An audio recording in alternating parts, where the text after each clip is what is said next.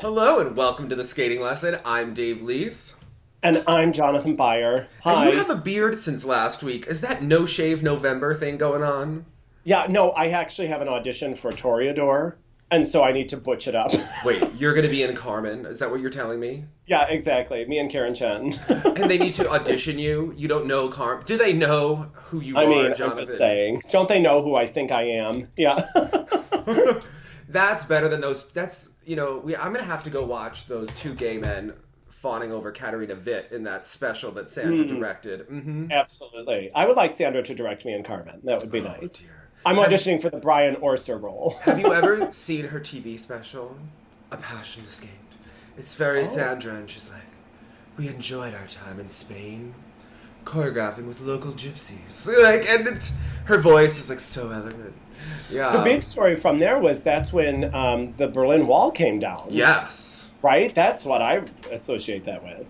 Yes, and like Berlin and the what was it called back when Cup of China occurred in the Nations Cup, which was Oh, also yes. an awful Grand It Prix. did.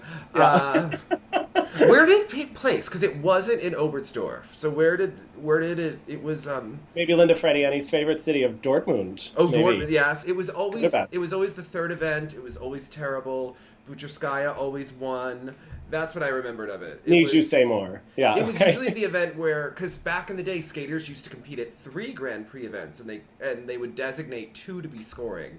Right. It was so stupid. Rather than just taking. Yeah, Michelle was winning like 10 of them, and they didn't even count towards her point total or Remember, whatever. she Yeah. won 2 in '97, but because she hurt her foot at the second one, and it was her designated non-scoring. She was supposed to have to go to NHK. She made the final anyway. Stupid things, but yes, Exactly. Mm-hmm. you could make a lot of money back in the day. Right? Yeah. For not being that good, for being Bucherskaya and doing that move where she would get on the back of her blades and kind of lose her balance, and then it'd be like, that was in 17 Moments of Spring. It was quite the choreographic moment, if you remember. Look it up. She's people. laughing all the way to the bank. Yeah, that's Laughing what she did. all the way to the bank. This felt like that for me. I mean, Jonathan, can we just go through the roster of ladies that we had to sit through? Now, I know that Mark... I'm not going to lie. I enjoyed it. I was intrigued. I wasn't. All right. So many people. Ridionova, Tuktamisheva, Mm-hmm. Gabby Daleman, Mm-hmm. Snoozy My. Mihara. Yeah. Uh-huh. I mean, come on. And some of these people have nice qualities, but overall, just the programs this season and what we were sitting through, I was like, They were pretty evenly matched, though. They So were it was evenly matched. intriguing in that way. Yeah. That's because we had the weird results at the Worlds last year where the Japanese ladies bombed. That's why they were all here, and it was just Yeah, Cup of China, which was also Japanese nationals yes. for ladies. Yeah, like interesting. Interesting. Yeah, let's just dive in. Once again, Ridionova, Tuktamisheva, neither one has music that I would want to hear in a rink more than once, ever, rather than every day. Could you imagine having to skate? Who knew Elizaveta was such an accordion fan? Yes. What? Both programs. Or as they call it, El Bandeon, right? Is that how we make it sound? Okay, yeah. Yeah. Okay, you keep telling yourself that. It's an accordion. Yeah. An accordion, and here's the thing. Let's start with Tuktamisheva while we're on that subject. Did a triple axel, turned out of it. That was all you needed to see. You could turn the YouTube clip off, right? Although she did do a beautiful Rosano, triple toe, for those who are new to this Great triple parlance. lutz. Good triple Great triple lutz. lutz. But Yeah. really with her, I think her career really just, it could have ended after she wore the beautiful muumuu in all of the various colors and had Beautiful the... muumuu, that's like an oxymoron.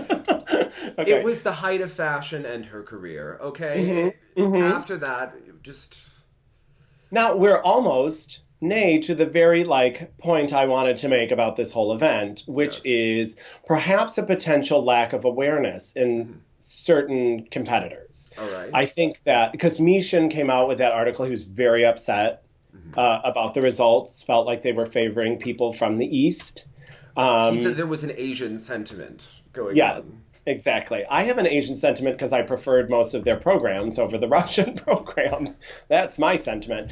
But the fact that, and we'll get to it with Gabby Daleman for sure, that some of these people who skated clean-ish really thought they had a medal-winning performance, when in fact, you're like, well, are you not following the competition? Yeah. do you not know the demands? Like, she can't do a triple toe and have that be her only combo Yeah. and expect to be a factor, even with the axle. I thought about his comments. Was it really an Asian sentiment here? I don't think it really was, because you had a Russian win, first of all. Yeah. Who And a generous Russian third place. Yes. So Yeah. I really feel it was an evenly matched competition with about 6 people who did relatively well and little mistakes. And as usual, not really differentiating in the scores of components. Really, it was funny when Lori Parker, my favorite judge, was judge number 8, but you could tell like how she really felt. Like, she liked Marin Honda in the short, but you could tell that because she gave her 0.25 higher in like 3 of the components, and then gave someone like 0.25 lower, but they still stayed within a corridor. So even though they're ranking them correctly, it's still because the corridor of components is so small, and the corridor of technical can expand, and like the accordion based on the mistakes. Like an accordion. It really comes down to technical under this new system, because everyone's pretty much getting a boom in the ladies event. You're going to be around an 8 if you're at all. Well, and that's the thing. Like, when we were doing our exercises where we were judging components for everybody, we had a lot of fluctuation. You would give someone a 9.25 in one category and a 7.75 in another category, because you felt like maybe their skating skills were here, but their performance was lacking. Or they really performed, but they skate on 2 feet the whole time. I think there should be variation within it, but it's kind of just like a general across the board kind of feel. You have to kind of like read between the lines with what the judges are saying with some of this when they're not being overtly political. So it's interesting. But as Dick Button said in this wonderful article this week, you cannot have artistry without technique, and you cannot have technique without artistry.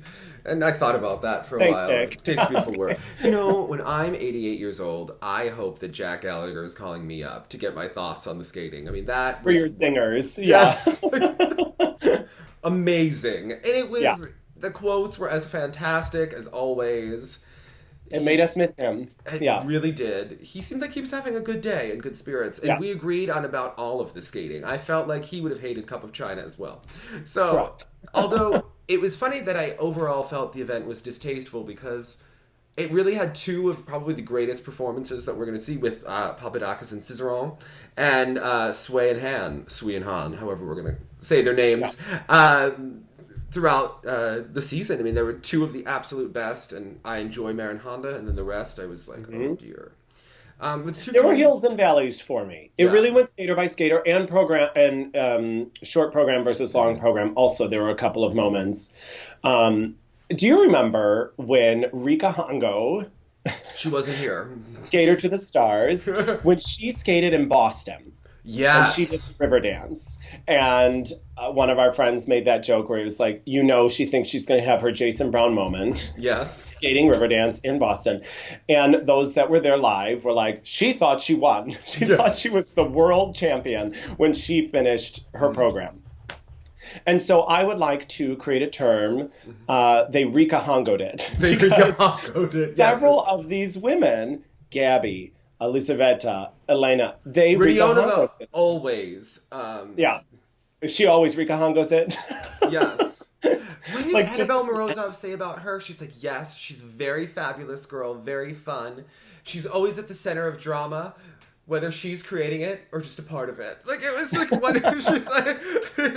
a performer through and through. Yes. Yeah. Amazing. Okay, let's get technical, nitty-gritty, Dave. Yeah. Talk to me about our friend Radionova's jumps. Can you tell me, she lands in that hunchy position. They're swirling. She's skating it out. I mean, there's a lot of arms that are going on. Yes. Shoulders are up by her ears. That's causing, yes. So Don't you want to just give her a massage? Just be like, relax. Well, that's how she's trying to get them around, because this is when Jenny was ranting about the Russian arm technique for so many years, the thing is that when you jump from your legs, like Wakaba Higuchi, if Wakaba were to go through puberty, she would have a better chance of being able to withstand the changes. The change. Okay. Because when you're a young girl and you're overusing your arms, it's really easy to do that technique when you're younger, because you're just lifting your body up into the air. But as your body starts to change, when you it's harder. You're not spinning as fast. Therefore, when all these little Russians are whipping themselves up at 11 years old and doing triples, that's why everyone says, well, that's all well and good, but let's see them after puberty. Whereas you don't see that with other people in the same way, because if you have a jump like Wakaba or a Tanya Harding or Midori Ito, they're more sustainable in general. Okay. That's why those ladies don't seem to have it. They go into their 20s, on. Whereas because she doesn't get much airtime either, right? No. Like she comes down pretty quickly, and I would assume it's why it looks like she's on the edge of her career. Yeah, like everything she's landing them, yes. But I'm pretty scared for every single jump. And I would assume, like, in singing, when you get nervous, your breath goes. Yes. Your stomach goes, and then weird things happen as a result of that. And I would assume in skating, it's the knees. The knees, right? And then your arms can get tense, too. Like, I'm a person where my shoulders get tense if I have adrenaline, happen. So she's, like, compensating with all of this up here. Yeah. And it's a compensatory thing that she's doing. I mean, she does jump in practice like that, but in competition, it's really kind of unaesthetic.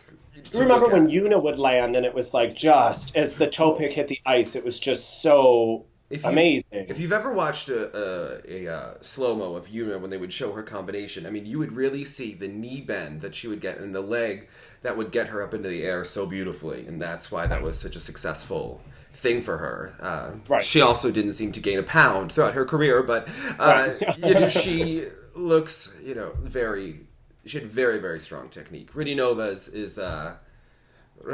technique is not in the same category. It's scrappy. I find that it makes her fun to watch in a way where she's never going to win because she's so rough around the edges. But she is exciting to watch, and that you really don't know if she's going to land these jumps or fall today. But it could really cost her making the Russian Olympic team. She's on the edge of making it. I mean, if something as crazy is going to happen, there are about 5 girls in that conversation right now, maybe 6. But within Russian politics, it's really unusual that Eteri Tuperitsa would have all 3 ladies, especially with Tarasova having have ties with Buyanova, who coaches Satskova and Radionova. That's the one. Come on. One of those are going to make it, unless Mishin pulls this off with Tuktamisheva. If she does like 3 triple axels and makes it, that would be the only. Yeah, but that's the thing also with Gabby. Complete delusion at the end. She was like, with her long press on nails, she was like, this close. And I was like, this close to what? 5th?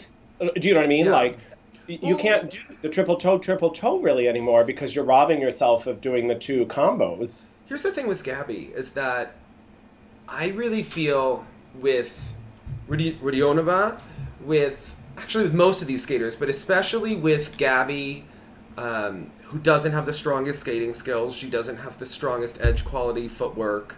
And that's really the area of her skating that seems to be a real struggle. The judging system really harms them because they're put in a box where they have to do these elements and they have to hit the edges and the turns. And it seems like it's a challenge for them to do, and it's a challenge for us to watch. And when you're watching her, she's a skater that skates fast. She's a real athlete. I know. I want her on my roller derby team. Yes, right? Like, to be clear, I do not have a roller derby team. But I'm saying, see Gabby, that's a strong girl. She could make it in bobsled. I think that she could make the Olympic team in the luge. I think that she would be a great gymnast for Canada. She's such a loser. Yeah, okay. I could see ski jumping. I could see aerial skiing. I mean, skating doesn't even seem like it's probably her best sport. She a pure athlete for sure. Yeah, pure athlete. She's like a Midori Ito. You would never want to see Midori Ito try to do a level 4 step sequence. That would be horrible to watch. She needs to fly across the ice doing like basically mohawks in 3 turns. But for being such an athlete, you think that maybe she needs to and can rev up the technical content. She would need to rev up the technical content. She's someone who really needs a quad. She has that great triple toe. I wonder if she could do a quad toe. If she's going to continue in the future, it's interesting because they all do the same elements. It's interesting how now that they've mastered the technique for a triple Lutz, triple toe, it's really quite boring to watch. We've seen so many of them where, as when someone used to do a triple Lutz, triple toe, it was like, oh my goodness. Christy in 1992. Yeah. Yeah, it was the coolest thing that we had seen in some time. Right. Now we see the dozens of them perform. But that's why when we see the Lutz loop, it's like mind-blowing. Yes. Yeah, like you need a wow factor, and she's kind of missing it at this juncture. And your wow factor can't be a triple toe anymore. Also, we have to talk about Gabby. I preferred her in the short program versus the free skate because there were less of her. And that's terrible, but true. Yeah. Tracy Wilson, Brian, David Wilson, whoever choreographed this, but you all are present. And who thought that Carmen with the shrieky female voice was a good idea? It's so bad. It's almost so bad. Is that Lori? Because she's used Lori Nickel in the past, and I'm thinking, what? Well, who thought that this was good? Is that like ring ring? Someone's phoning it in because you know that you don't have much. No, you had to go out of your way to find such a heinous recording, in my opinion. I mean, I'm serious. Yeah. Like, you would never have done an ancillary like Carmen search on Google. Would never have yielded that result. Yeah. Like, I'm sorry, anyone else could have done it. Also, the free skate to Gladiator, her skating to Gladiator. On the nose, by the way. But the cut was awful, the dress was awful, the skirt was way too long.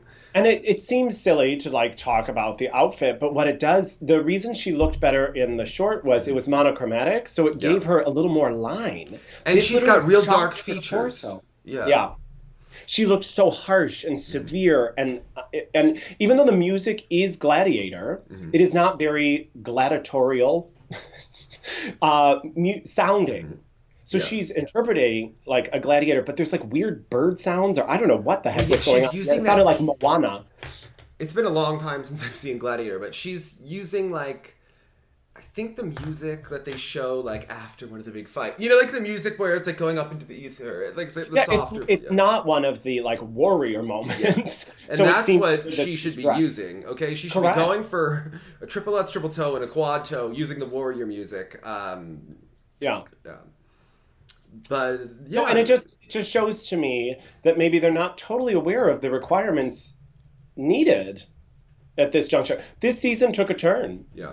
This season feels a little more progressive than last season. Technically, for the women. Yes. You can't get away with the same technical contact. Suddenly, over the summer, everything revved up. Well, especially when everyone now does the jumps like this, and we're doing triple Lutz, triple loop. Even Amber Glenn tried that. We've got to stop sending... Let's cross that bridge when we get to it. Yeah, like just land it first before you throw your arms up. The canes. I mean, you know how everyone went to the canes? So, all right, Jonathan, in gymnastics... After the 96 Olympics, all of the has-beens and the never-weres went to the Cincinnati Gymnastics Academy. But the top fell out of American gymnastics, and the bottom started doing well. And it feels like that's what's happening with the canes, only we're sending them to international competitions, and they're also getting last. I mean, so after, you remember the Magnificent Seven winning gold, Carrie Strug, right? The next year... The team performed about as well at Worlds as the Canes did at this event. Like, this was... so how do they remedy it? Stop going there. Eventually, they brought Bella Caroli back, is what they did. Yeah. So, we need to clone Frank, set up some sort of a skating system outside of Palm Springs. Give John Nix a youth formula. John Nix and Frank in Palm Springs... Everyone can stay at those clothing optional gay resorts, and we can just run it right out of there. You know, that's what's easy peasy. Yeah, easy peasy. You know, the clothing optional wouldn't be bad for skating because it would make everyone want to stay in shape. You know, it would. Yeah. And we're in a golden era of pairs men, so I may visit that resort. Many of them have, apparently. Yeah. Well, okay. Well, it's owned by a former U.S. judge, so. Yeah. So. Not British. It's not Vanessa Riley. It's not Vanessa Riley. But anyway, I digress. True story, by the way. Talk to me about Zagitova. I really enjoy our friend Mark Hanreddy, who beat both of us in fantasy this week. You did a little bit better than I did by a couple of points. Well, how could anyone have predicted this? Like, Why? the whole thing was all over the place. Is it Ximena? When it's Ximena, is it Jimena? Like if it were Espanol? It's one of those names where I'm like, Ms. Oh, X what's the Davalos ethnicity? One. I don't know. Jimena. Is it Okay. Jimena? That's what I thought. Like Jimena? Mexico. Okay. Mexico, yeah. Okay. And then Rebecca Jean was second.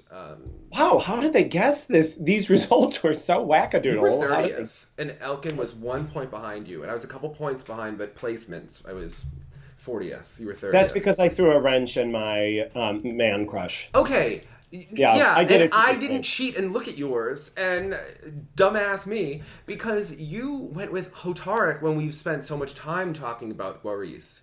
And I know, also, in a brief moment, I was like, I'm over the man bun, and I went with Andres.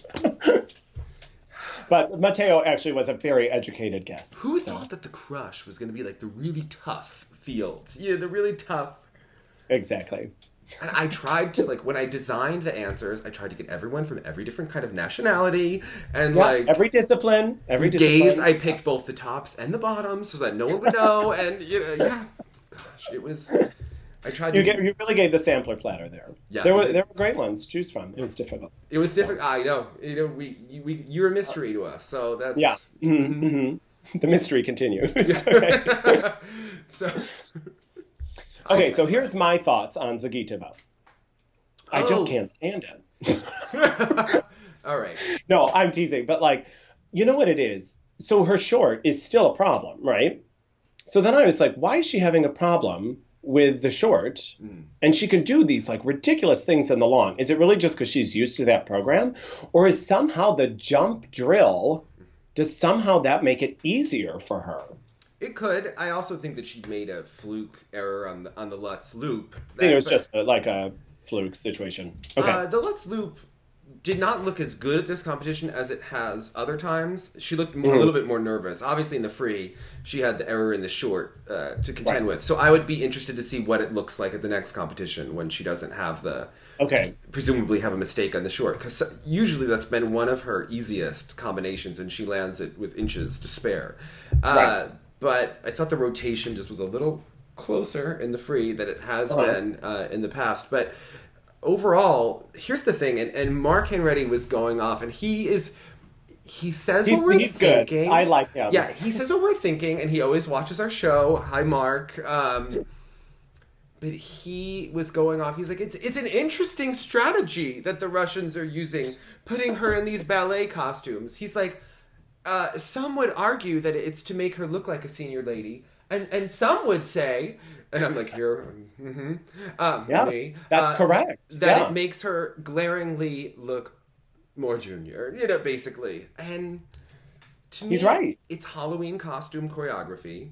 It's hard when they say like, well, she's not a black swan like Osmond, whereas I also think Black Swan is a bad choice for Osmond. I'm thinking, when I think of someone who's successfully done a ballet program, I'm thinking Yannick, Cohen, Bayul, these girls that had extension and really looked like they were doing the Soviet ballet training at the bar. They finished the movements. Yeah. It was from the tips of the fingers to the tips of the toes. And she's, like, Zagitova's all arms. All arms and hunchy. And not finished. Yeah. Dick Button would be screaming about her posture, like in a Slitskaya type way. The thing is that it's skating, and after reading the Dick Button article, and it's become so convoluted and they're trying to get the GOEs, although it's really unclear how the judges are really, if they're really awarding this or not. But in theory, they're doing all of these, the bracket to the counter, to putting the leg over your head before the jump, to then doing a charlotte, and it's all well and good, except it has nothing to do with the music, and it's like, it's gymnastics on ice. It's contortion on ice before we get even into the double axel.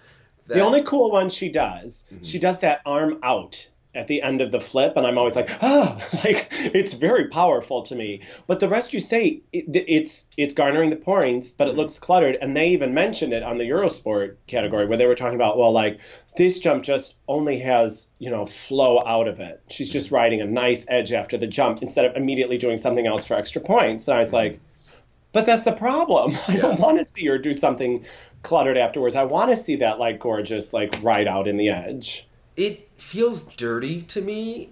Dirty's a good word for it. Yeah.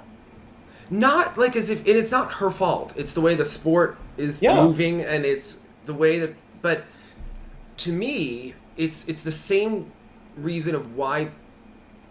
When something's excessively done for the points rather than to create an aesthetic thing, something's really happened to skating in a bad way over the last 10 years, where we've gone completely from any aesthetics to trying to make it so mathematical, and it's so distasteful to me what's happening. Granted, with that said, she is my dark horse pick to win the Olympics, and I know that that's supposed to be sacrilegious to say anyone else other than Medvedeva or Hanyu will win, but we have seen so many times that the young upstart with the jumps, the Nathan Chen, the Zagitova, has a far easier time at the Olympics when they don't have the pressure of the other person, and they can just be aggressive. Yeah. We've seen so many Olympic battles where... And it doesn't mean you want her to win. It's my pick. It means you could foresee it happening. Yeah, I agree with you. And I also think the French have the momentum when we get into that conversation. And we're splitting like tenths of a point here, but right. That bobble on that twizzle by Tessa, they would have been the first ones to get the 200 and had that branding, but now they're not, and the French are like going viral on Facebook as we speak. Yeah. Yeah. It's like, I want to be responsible for it. I want to be the one clicking share. But we'll get there. Yeah. Okay. But I think Zagitova has a lot of momentum. Mm-hmm. I would be nervous if I were Medvedeva growing, because the thing is that Zagitova jumps a little bit more with her legs than Medvedeva does. She gets a little bit more height on some of the jumps, the flip. She does everything with the Rapon, and it looks a little bit like she really is getting that extra height from doing this. Right. Whereas others, they're just throwing an arm over your head, and it's like an adult skater throwing an arm up. It doesn't mean anything. Yeah, exactly. Like when Maria was doing it. Yeah. Yeah, it was just like, I guess I'll do this because I'm supposed to do this. This is like Brian Boitano getting that real lift. That was incredible. Yeah, what it can look like. Yeah. Zagitova, as much as I don't like the programs, and as much as I don't think that she ever has a turned out foot or balletic movement, really. Pointed toe, finished arm, yeah. And it's so funny because the Russians that will comment on this will say, I think Zagitova is a wonderful Kitri. And it's just because she's Russian and wearing a red tutu does not make her Kitri, by the way. It sure doesn't. Yeah, exactly. Yeah. Go look up Natalia Ozipova, and then we'll talk about a Kitri, all right? Yeah, exactly. And you know what? Finishing those movements, having that extension, it takes time. And it's time she doesn't allow for in that program. No. She can't fully extend, any of her free legs if she already has to be on to the next transitional movement. So I also find the choreography just not very aesthetically pleasing either. I just... especially the step sequences, and even when she's like down in the knee slide, which is a cool idea to see someone change planes like that in skating. I just don't love it. It really reminds me of when Proklova did this program as a junior a number of years ago. She was a young girl, skated with Ina Goncharova, with Rodionova. She was like wearing the same tutu costume. It was the same program. Right. It was the same thing. And then Medvedeva wore the same tutu, but she skated to Ballet Russe, I think. So, but it's all the same program. We've seen this from the Russian ladies a million times. We've seen your bag of tricks, Terry. Yeah, But they're still working, so why would they change them? Yeah. I mean, that's the dilemma. But I still would have had Wakaba ahead in both portions of the event. So, Wakaba is not my usual girl. Me neither, but she kind of changed my mind. She's got a power to her. And she's delivering now consistently, which is interesting because she was the one that theoretically cost them the 3 spots, and she's making a comeback for this Olympic team. And they seem to be liking her in Japan. The Federation, I think, has been really... I talked to a woman named Akiko, who is a big Japanese journalist. I don't read Japanese, so I haven't read her things, but I understand that she's a very knowledgeable Japanese journalist, and she was saying that the Federation wants to give Satoko as much time as possible. There's a lot of respect for her there. But she thinks that once Satoko if she does pull out, the season, or if she's unready to go, that they probably maybe Marin Honda will have more affection for her afterwards. Commercially, she thinks Right. the TV would love Marin Honda to go, but these two are being so consistent right now. And Wakamba is Right. making herself more and more of a contender. I could have seen her winning this event. It's hard when Zagitova's winning everything because it's backloaded, but to me, I think in the components you really have to deduct, especially for the transitions. I think that it's terrible when you backload. And we remember when we went through all those PCS requirements, it's about balance. Yeah. So how can you say it's balanced? I just don't understand. The thing is, we know Wakaba has that triple axel. Okay. We know she practices it, and the people who has seen it were like, "Oh, it'll blow your mind." It's like no worries. I think that she will probably put it in. She should put it in. She could win the Olympics if she put it in. Well, that's why if you were doing that, though, this is the interesting save strategy. it for the final. Save it for the final. Create that consistency now, and then insert it in the final. Okay. Yeah. Okay. Because Yeah, otherwise, I tempted to try it as many times as I could, but if she's trying to establish exactly what she's achieving, which is really leading lady status, that makes sense too. by the way, there have been skaters in the past, like Sasha Cohen, who didn't want to make the final, who pulled out of one of their Grand Prix events to kind of not make the final and to give it preserve the their time. bodies, but because you don't want to peak at the final and you don't want to lose the final. So Right. you don't want to lose the final, like skating your best, doing as well as you can, and still getting hosed by the judges. So you want to, it would take all the pressure off to go there. And if she does poorly, they can always just say, well, she did poorly because she was putting in the triple axel. That's so much harder. And that changes everything. Okay. And if she does well, it's you just landed a triple axel at the Grand Prix final. And you Yeah. have a Nathan Chen moment where it propels you for the rest of the year to doing a Absolutely. really good job. I think I would put it into the final. That's what I would do. Okay. Really make a name and make it so that it's not necessarily just Russia 1-2 automatically. Really? Right. Yeah. Yeah. Throw a wrench in it. That's my strategy, Jonathan. I That's, like it. That makes sense to me. Mm-hmm. I'm in. Just like that Suzanne, Ugh. You love your Suzanne. She's too skinny. Suzanne, no. We're talking about Suzanne Yoklin of gymnastics. But anyway, moving along. Yeah, Wakaba though, I'm liking the power. She's changing my mind slowly. Yeah, I'm really becoming a fan. And you know what? It's a learning curve for them too. Scheherazade last year, right? Horrible. And it was kind of like, oh gosh. But then you know what? They knew it too. Yes. So they were like, next year we'll change it. And they did. And it's kind of a big success. Yeah. So Mai Mihara. who? Yeah, I know. It's funny. Has so many lovely qualities, but not the You X can't say factor. she's doing anything wrong because you cannot Yeah. teach X Factor. No, she just doesn't have it. Although she has a lovely, delicate quality, she really is their Angela Nikodinov, where Yeah. you're like, ooh, you're just missing that extra little spark. But very consistent, does her job, well prepared, and if we had her, Lovely. the U.S. would die to have her. They would Oh, love it. no kidding. Yeah, we'd give her everything. Yeah, we'd give her the world. Yeah. So, Yeah. but she just lacks that extra little spark. But traditionally, the great champions in skating have had that extra little spark, and it's not fair. You can't teach it. You can't. But if you look over time, there's Katerina Witt just said it's something. Just had it. It didn't matter. Yeah. And many very generically lovely people do their job, and it's wonderful, and they just you don't remember them. Yeah. Yeah. So it's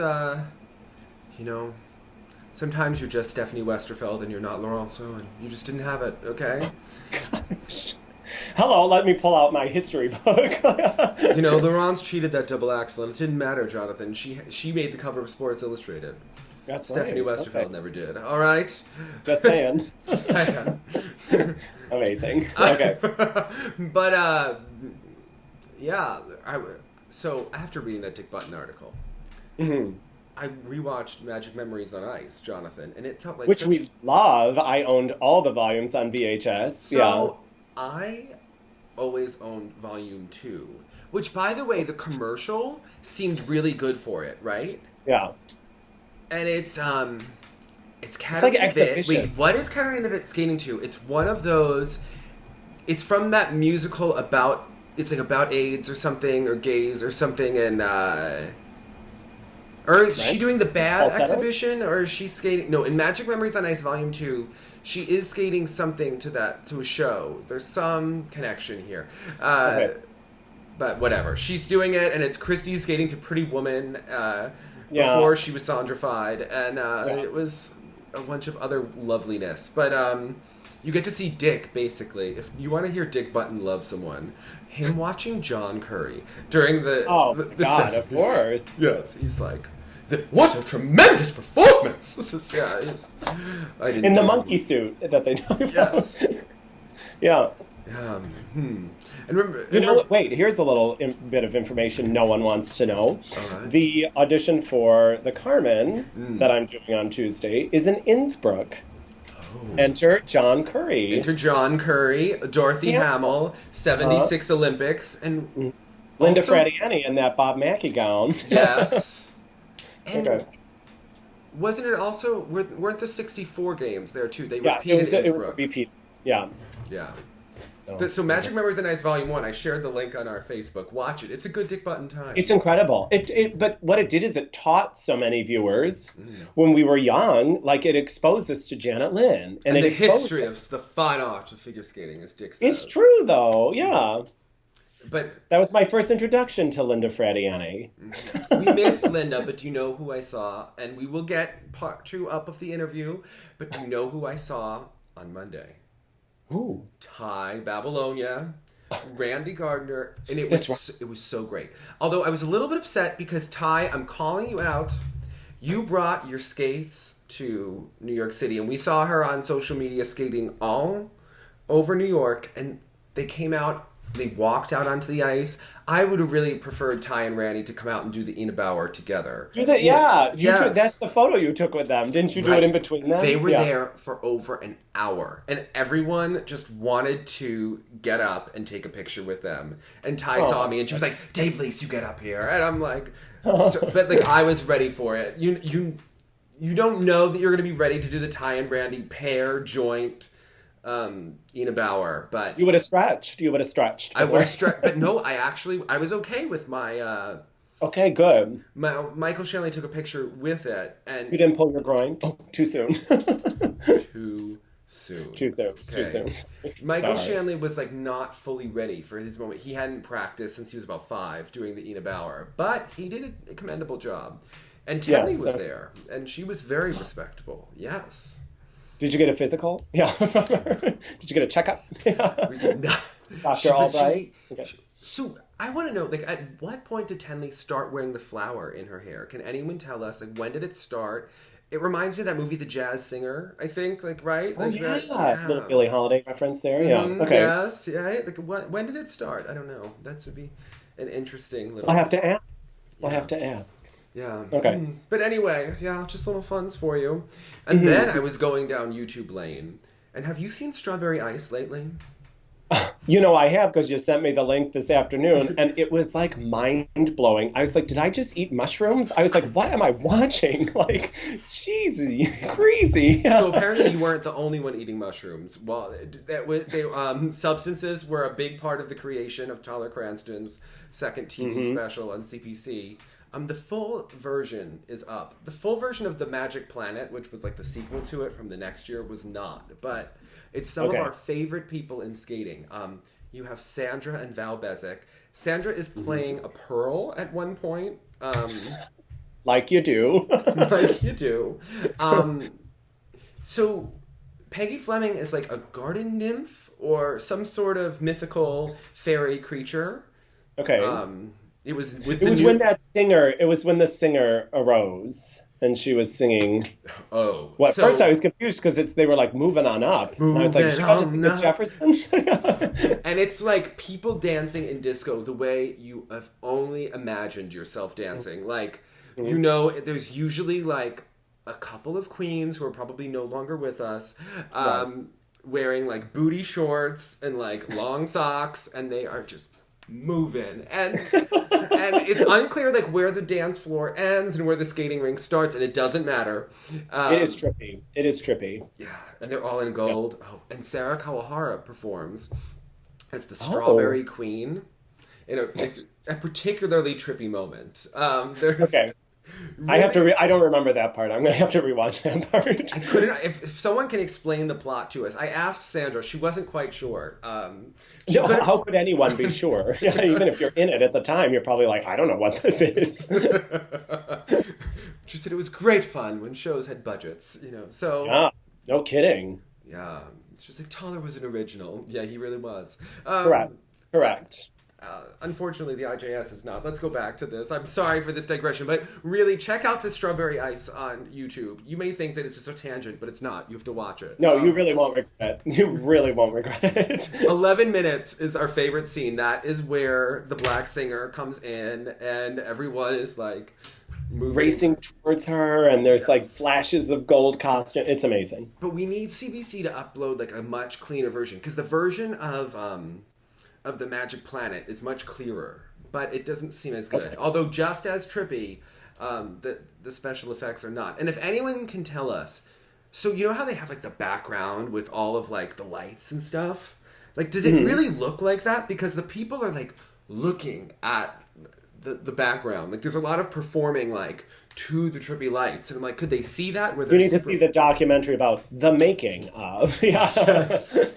Okay. Well, because now that we know that there was not a lot of sobriety allegedly during the filming of this, There could not have been. There could not have been any. like, did they really see the background, or did they only see it in their minds? Because I really, You see the background now. Yeah. yes. Okay. Sandra did seem to be one of the only lucid people in the performance, but she's just being like voluptuous and like statuesque during all of it. And, yeah, she looked like she took it very seriously. You know how she's all about the choreography. She was like the one person. She and Sarah Callahar were like the only sober people, and they seemed to be the only ones who really like learned about production Walked from away this. with something from it. Yeah. Yeah, exactly. They took it seriously and like won Emmys, whereas everyone else was like, Yeah. yeah. Apparently, it was in like 67 countries or something. Yeah, right. Okay. Yeah. Okay. But everyone else, Canada's own. All right, the Canadian wonderfulness. Speaking of John Curry, yeah. Anyway, getting back, ladies' event, Marin Honda. So, Jonathan, I'm nervous. she's like alternate status right now. No, and it breaks my heart. But we had this, you were trying to like console me via text. Because I was like, why are the PCS not rising fast enough for her? I just don't understand. They're on a Yulia Lipnitskaya track, if you've watched. Although what's unfair is that Zagitova getting all of the components now, and she has done nothing to earn them. Other than... Yeah, why for her Russian. and not for Marin? Remember, Marin Honda was basically the same PCS as our friend Courtney Hicks in Canada. Yes, although now And they have no risen... offense to Courtney. However, they should not have the same PCS. So now they've risen, which would have... If she had the PCS she had this week, last week, I think she would have had a medal. And I don't think the skating was that different, by the way. But it seems to be like how Yulia's went up steadily. I think because there's a push for Zagitova in Russia. And Japan, they don't seem to be pushing her necessarily yet. Like they, the culture's more about respect and, Well, and I think they're letting it play out. Yeah. They're actually, I mean, how brilliant of a federation to be like, all three of you are going. Yeah. And all three of you are going head to head. And we're getting after. So, yeah. Although the judges are responding to her from week to week, they are liking her more and more, but it seems to be going a more natural route rather than the push towards the Olympics, as we've seen. Yeah, political. Look, she performed pretty well here. I mean, she had some under rotation. She has some work to do. I know the coach... She threw in that extra flip when it failed her. That was pretty impressive. So she's a fighter. So that's what's impressive with her, and I was saying this last week, is that she's not a wilter. This is not a situation where she is so nervous from all of the pressure that she cannot function. If she makes a mistake, she goes back and adds it. I think it's probably kind of good that she's third, because if she is going to make the Olympic team, she does need to skate a little bit faster, and the jumps need to be a couple inches higher, and that'll make all of a sudden people be like, wow, she has that extra power. She has the extra senior look. Because she does have that it factor. Yes. So she needs that and extra... She needs that extra little speed and the extra little oomph on the jumps so that no one could say that she's being junior. And I think that that'll earn her the components and earn her more status going into the Olympics. I think the coach would like her to work just like a little bit harder to Okay. Yeah. which, by the way, I think like not working as hard in Japan is would be like you were Christy Yamaguchi in America. Yeah, like, we wish we had their laziest skater in the United States. Yeah. Okay. Because you think about it, like she would be considered so consistent in the U.S. Like this would be considered. She'd be a dream. Yeah. She would be a dream. Yeah. Any of the three. Yeah. Japanese ladies. And I think we've. Oh, so Amber Glenn. I don't need to talk about it. Didn't she have a better... First of all, I was surprised that the USFS, after the whole Junior Worlds debacle last year, whatever happened, there was... An issue. There was some sort of issue, and I would think that you would not... This would not be the lady to invest in. Especially when there's an issue and you're replacing someone who had an issue. Like, that seems really... But now, isn't it true that when they submit the Grand Prix entries, they have to do... It's not like Gracie decided to withdraw. You think Marta Caroli would have put her name on the list after whatever happened at Junior Worlds? Absolutely not. But when do they put those lists out? At the end of the season, so after Junior Worlds. She would have been written off, okay? So, and... Send in the clowns again. I mean, this... Well, the arm up. That was, like, the most insulting to me. I was like, okay, baby steps, girl. Like, try to land it first before we start putting our arm aloft. Like... She's a very talented technical skater, but that's clearly not the issue. So, I mean, there's... Right. And the whole Texan vibe, there's just... You know, we haven't had a lot of skaters from Texas in a long time. Mm-hmm. Maybe they're better suited for pageants and more Americana things. But more Miss USA than Miss America, by the way. Okay. Just saying. So sorry. I forgot I was speaking to a judge of the pageant. As a former judge. Amber, to me, she skates with all of the canes. They seem to skate with the same level of depth as you would see in the performance event at Miss America. You know, like where someone comes out and sings God Bless the USA. I mean, it seems about that level of sophistication and depth. Okay. Yeah, it's a tough one for me. And Send in the Clowns, she doesn't seem to have any idea what this is about. No. And why give a young girl who's vibrant, who has personality and a little bit of pizzazz this music? It's such a don't fight those qualities, indulge those qualialities. I think we'll get into that for sure when we talk about ice dance. Okay. All right. Moving on up. Moving on up. That's an inside joke. You have to go watch the You clip. have to go watch Strawberry Ice and you will understand. It's very funny, trust us. 11 minutes. That's the key scene, okay? 11 minutes. Okay. So the men's event here. #awful. Well, the short program was pretty interesting. All right. It was like the Olympics in Sochi. We had a neat short, and then, like, I don't know what was happening in the long. So it was not Javier Fernandez's event.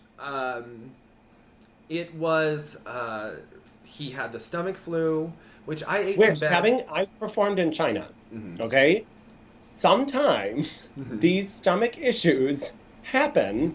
I got sick in China when I was there, about 2 weeks. So he hasn't been there that long to get sick from the food, because when we were there at the Olympics, they told us in the first orientation, they said that if you eat real Chinese food and your stomach is not accustomed to it, you will get sick at some point while you're here. Well, and I had to use, it's like we're told about certain areas of Mexico, like I used bottled water on my toothbrush. Yeah. So I think I got sick not from the food, but do you ever sing in the shower in the morning? I can't waste it.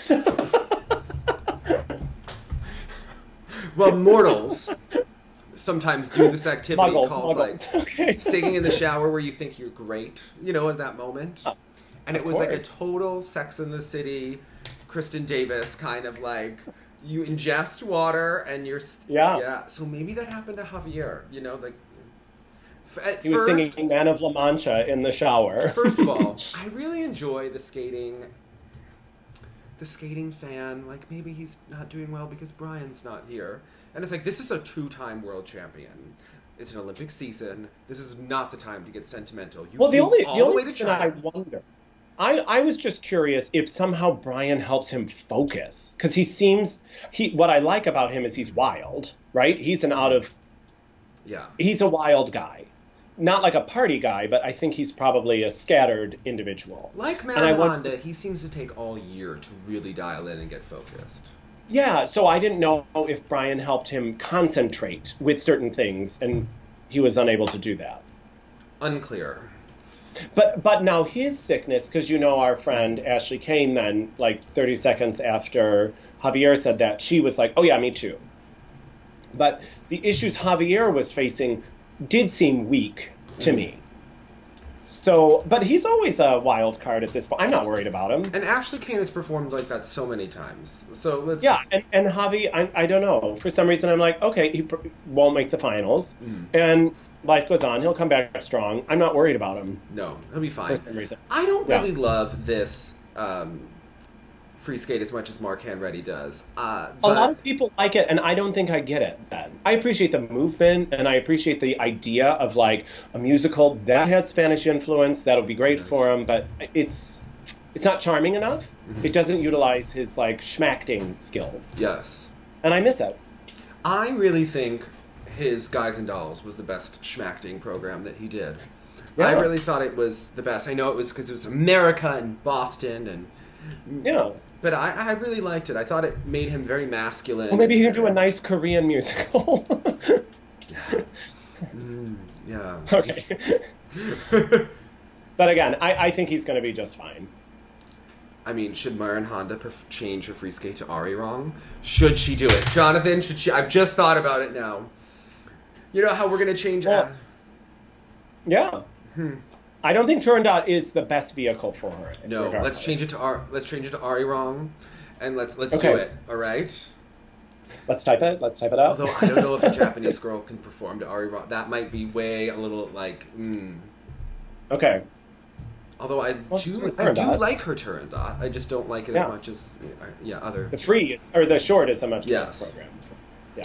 Whatever. But we digress. We just I always wanna digress. bring it That back could be the name of yeah. the show.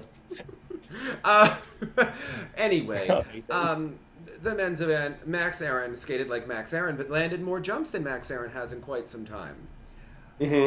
Now, the thing that I love about it is that Tom Z is all about Vincent, and Max has been coaching himself for quite some time. So apparently Tom wouldn't even coach Max for months after Nationals last year because there was such, tension after that performance. Okay.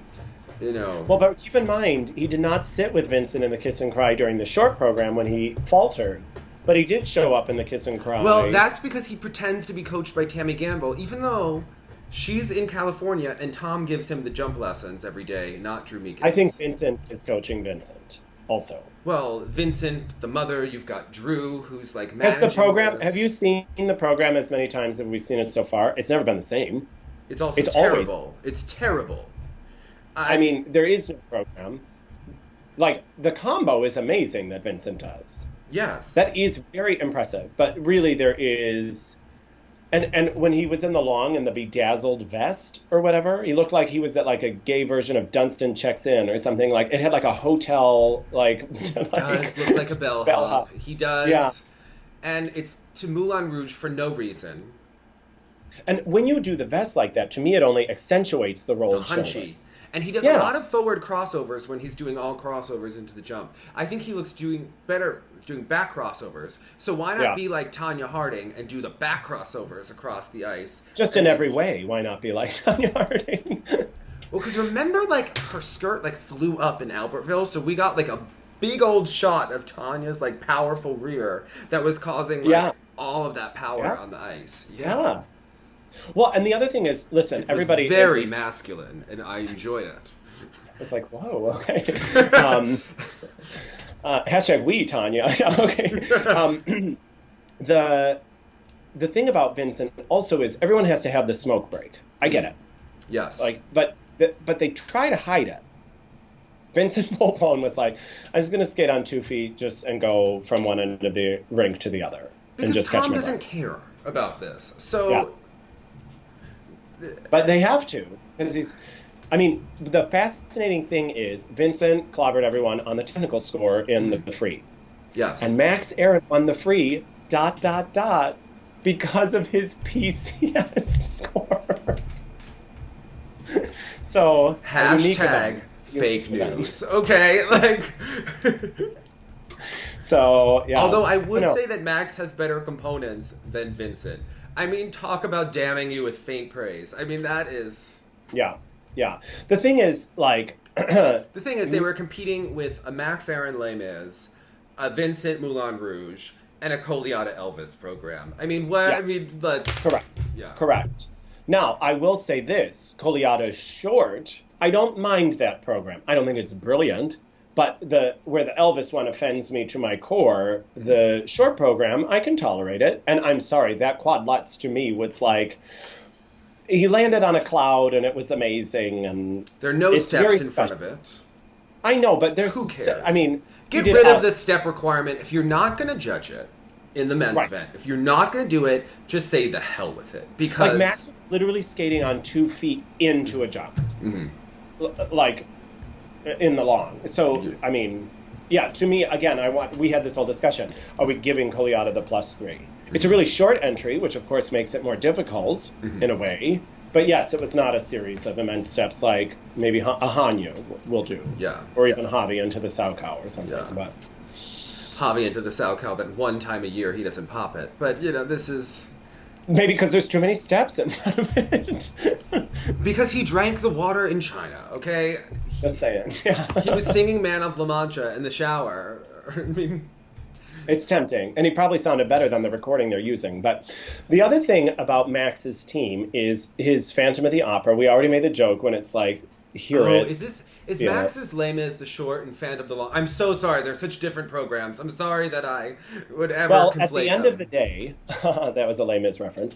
He does, the Les Mis for the short, and then he does the Phantom for the long. Mm-hmm. But, okay, quick music lesson, right? We have the do, re, mi, fa, sol, la, ti, do, right? And then do is the tonic, right? Mm-hmm. So if I go do, re, mi, fa, sol, la, ti, everyone's waiting for the do. Yes. His song does not end on do. It does not end on the tonic. It's like da. And then you're like, oh. So someone just stopped the music. Do you also notice that the Phantom, now that I'm remembering the free skate as if whatever, it's just Max being Max, but I remember, I recall that the music edit starts weird. It starts like mid-phrase in the second piece of music. Correct. In the soft... Yeah. In the part that says, like, when he's talking about listening to the music, and it's clear he's not. Yeah. And then the words say, let it secretly possess you. And I think, well, if it's possessing him, it is a secret, because I don't see it. But... Who would have thought that Max Aaron would have been so into show tunes these 4 years? He was going to give us... For someone who's so worried about not looking homosexual on the ice, I mean, they're unusual choices. He could have at least found his own Lisa Weiss. I don't understand... Or who did... Well, okay, this is... He could have had 2 kids, propped them out in front every time, Bring your girlfriend to Albertville. Okay, so the other thing is... I'm sorry, have you ever seen the Mark Mitchell piece? Oh, yeah. And then you learn that apparently Mark Mitchell was still with Peter since like 1991, all right? Yeah. So, yeah. Yeah. Sad. And now it's 2017. Unfortunately, you don't have to do that, man. Well, and that girl, that poor girl. When you watch that fluff piece, and they're like holding hands, walking through, or is that the Paul Wiley one when they're holding hands? It's 6-1. The other Paul Wiley one, that's my favorite. I do love Paul so much. But it's the 1981. The 1981. More Googling. Add it to your Google playlist. The 1981 fluff piece. Yeah. First of all, they show Paul Wiley lifting someone whose father wound up judging him at the 92 Olympics, because that's fair. But anyway, it's him talking about how much he loves the chorus line. Yeah, it's like an SNL spoof. Yeah, I like hope I get it. I yeah. hope I get it. And Well, I watch. hope what you wanted was an unfair silver medal, so Yeah. because that's what you got. So we. Meanwhile, Dave, here we go. When we look at Max Aaron and he lands the jumps, the blade is leaning so far, the boot practically touches the ice on every single jump he did in that long. And And not I was like, just because Danny got him a bad boot deal. yes, it wasn't because of an endorsement deal. Yeah. So I'm, people talk about what this means for the male Olympic, selections, and I don't know. Yeah, he won the thing, the long, but I don't see him suddenly catapulted into No, I think he's still number 5, but Yeah. he's making it a fun wrench. Like if they have to Yeah. pull a selection committee, I would really enjoy it for the men because then we get to see all of the factions of U.S. Right. skating kind of implode on themselves, and that would be really enjoyable for so many people.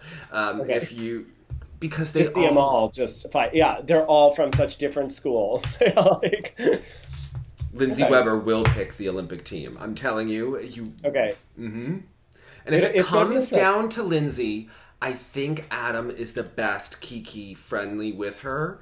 So I think Adam is friends with enough people socially Stands on to the benefit. Yeah.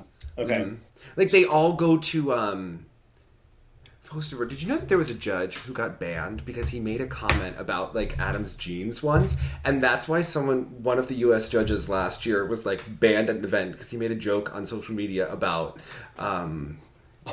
yeah, Well. true Yeah. news. Yeah. Okay. And then it was like the same judge that has gone to like L.A. Dodgers games with Adam. Oh. Yeah, we've got fun things. I'm excited to see next week. It's Adam and Jason against one another at NHK. So that's Yeah. going to be an interesting Situation. Yeah. Yeah. Okay. Yeah. Okay. As You far know as who surprised me here? Who? Now, if we're supposed to say Sui and Han versus Yeah. Han, are we saying Han Yan? Hanyan. We'll have to Versus ask skating Hanyan. protocol. So Yeah, because it's more of an ah sound than an ah sound. Oh my gosh, I was like really taken with him. was it the highlights in the hair? There was much hair with the Chinese So, men here. There was much hair. It was a He lot of has the Vidal same Sassoon. hair color going. So at the wedding last night, have you ever noticed that like Polish women and Jersey women and any woman who would ever watch Oprah, they all eventually reach middle age and have the same blonde hair color, none of which appears natural.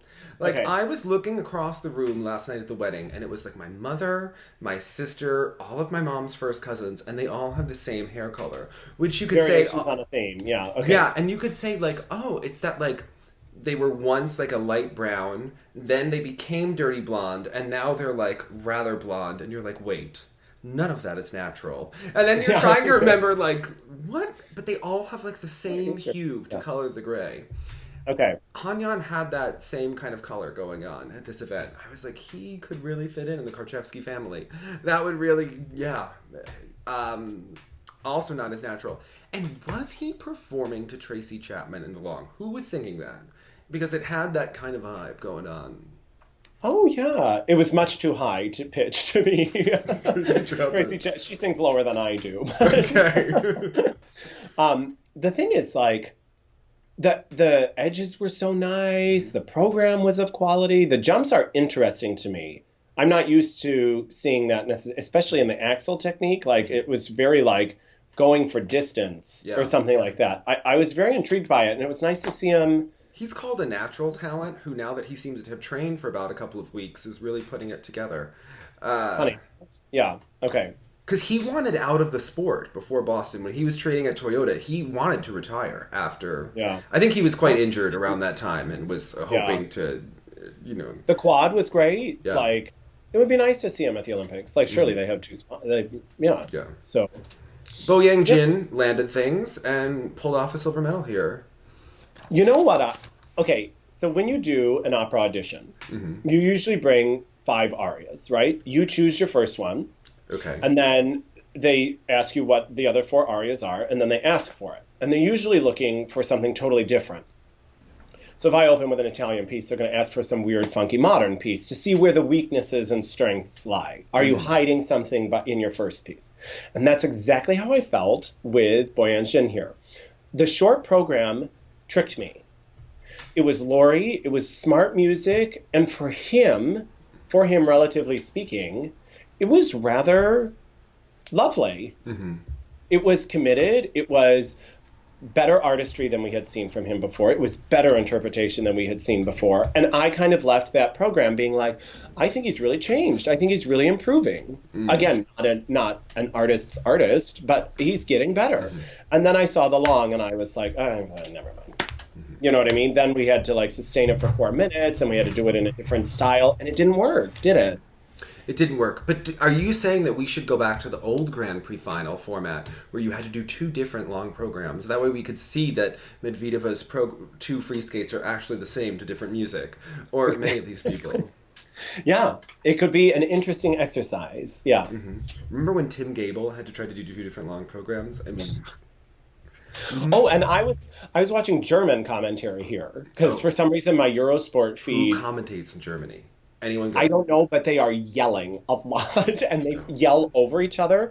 And it's so interesting to hear them say the names because when they were talking about the quads with Vincent, they were referring to an earlier American, Timothy Goebel. Goebel, yeah, with the umlaut. And I was like, I have definitely never heard his name pronounced that way. Okay. But it was, yeah. Were they calling it the Triple Riesberger? Or is that what was going on? Oh, I didn't catch that, but it was just a lot of screaming. That's why if you ever see the old skating shorthand, like, you ever go to that website, Frogs on Ice, if people think that we are shady, Sandra Loosemore, really... Oh, I don't know this site. Oh. Skateweb.com/Frogs on Ice. So, yes. Okay. She used to do it, and it would be Lutz, but for the loop, it would be 3R for triple loop. Because that's how they would differentiate between Lutz and loop in the early days. So if you ever see on old message boards, they will call the loop the 3R in the parlance. Interesting. Yes. Okay. The more you know. The shooting more you know. star. Yeah. Okay. So, yeah, I'm trying to think. Oh, and the other things I was noticing then when I went back and watched some of the British Eurosport commentary is they kept saying cup of China. They add the R to it. And Cup of China. Cup of China. And the guy, not Mark, the other one, like the Vern Lundquist. He's the Terry Gannon, Exactly, the layman. He definitely calls everyone's programs routines. Yes. It bothers me. I was like, this Michael is not Shanley calls them dances. I don't even. Better than ditties. Yeah, like. He's like, why didn't you put up their dance yet? What's going on? Yeah, because that wasn't dancing. Yeah. Okay. Yeah. That was all I had on the men. Yeah. Well, it wasn't the best event, but you know what was a good event was the dance because Jonathan. I really only have 2 teams to talk about here because really Bobrova was discussed the other teams. Yeah. Maybe we have, maybe we haven't, maybe we don't ever want to. There it is. So we've discussed Bobrova, so that's over here. Jonathan, I have never been so happy as when Madison Chalk comes out on the ice. They're coming to center ice. Short or free? Free. Okay. And Imagine is starting, and the instrumental is going, and then a woman is singing, and it's it's terrible. Like it is a terrible edit, and I'm thinking like. Well, I'm thinking maybe the Beatles, maybe they can't get the rights. You know how that Yoko is. You know, maybe she's causing this. Well, I said someone should have Yoko Ono this program. Yes. Okay. But then John does sing. So it's not a rights issue. No, because then especially they like distorted it by making it a duet. They made it a duet. Not only that, mid through the program, it starts being John Lennon dialogue from like chat shows. And he's like, give peace a chance. Gotta give peace a chance. And it's like, Jonathan, this is not the Beatles, all right? This is not Across the Universe. Like, that would have been tolerable, okay? This is not giving me peace. No. This is giving me unrest. Yeah. This is worse than when John tried to convince us that Yoko was a singer. And they did that album when she sang the Christmas song, and it just... Remember what Joan Rivers used to say when she'd be like, Yoko, oh no! I mean, I think that, John's marriage to Yoko, I think to many of us is, it was a forced, difficult one where we pretended to love her. We pretended that love was beautiful when we saw them naked together. Things you can't bleach out of your memory. Yeah, they cannot be unseen. Yeah. Here's the thing. And the short dance, also, I was very disappointed in. Because, okay, we know their faults. We know her faults. But she does have a strength. And the strength is in her pizzazz. Her strength is in commitment. And you have denied her the ability to do that in these two pieces. And what is so confusing to me is when they said, after we had to watch all these weird hip-hop this or Yankee polka, whatever, like what we've had to see in the past, I was like, oh, Latin. This would be a home run for everybody. Come on, just add water. Just add salsa. Like, just let's go. How are so many people missing the mark? But here's the interesting thing about this. Out of the park. She should have been killer. Also, there are two stories about their short dance. So Jody Polizakis, he was like... No. He skates for Germany, all right? Okay. But he was originally doing the Aguanile, Aguanile, Aguanile, bye, bye, like we're all dancing with Elkin, like, and we're all... Yeah. That was his music. And when Madison Chalk and Evan Bates didn't have music, and when he switched coaches, Igor was like, well, I've got music for you. And then they just... It's good music. The first start of it is very good music. I would have stolen it too. Yes. And like in ice rinks, that's like big drama, Okay. Of course, the short dance, they're like 5 pieces. Who really cares? But the thing that really kills me is that I felt like if you're going to do Latin, and Madison Chalk has this like sexual energy that really came across... Born for it. Yeah, this really was to their favor. It came across in their free dance last year. Why would you give her Imagine? Especially when her exhibition is to like a Latin piece. Right. Where she's giving all of the face. Everything you wanted in the short. Everything you wanted in the short. And the long. Really in the long. Because of the kicker. Because they did the whole... From about 2001 to 2005... when Christopher Dean was involved in Stars and Ice, he had this big genius idea that people should skate in chairs and be pulled around on the ice. I always hated that. When someone would bring out like a chair. Right. So, Jenny and Todd did a tango in the chair, and then Jamie and David did, and now he's recycling it with Chalk and Bates, because also the whole thing about her is that everyone has said for years is that she couldn't skate and is being dragged around. Well, in their exhibition, Evan Bates is literally dragging her around on the ice, which is not what you want to do in an Olympic year when you want to be like, oh yeah, she's a good skater. That just bought them the she should drag him in the chair. Yes, right? Like that would be like... Who was it Zach and Maddie? Who brought out the table and chairs in St. Paul? Somebody in the exhibition brought out a table and chairs. I think it was Zach and Maddie. I was probably getting a drink during that point. Like you have to at certain points. Yeah, that's true. It's true. That was at the end of a very long week, That's before I got yelled at when I said I didn't like a skater's music edit, and then there was that whole deal. So... But here, they've done her a disservice by not letting her shine in what she does. It was that thing like where we're talking about Wakaba Higuchi. Why give her Scheherazade? Now they've got it by giving her more driving music. They've giving her Adele. Should she skate to Chapman next year? Give me one reason to stay here, and I'll turn my back around. No, they need like someone who's on the border of retirement. That's who needs to skate to give me a reason to stay here. So the other day, I was digressing and going on some big tangent, and I was thinking that I was trying to find who I think the best pair partner would be for Megan Duhamel. I really think she should have skated with Lloyd Eisler. And I think Lloyd would have liked her, right? Because I think she would have been able to land a double axel.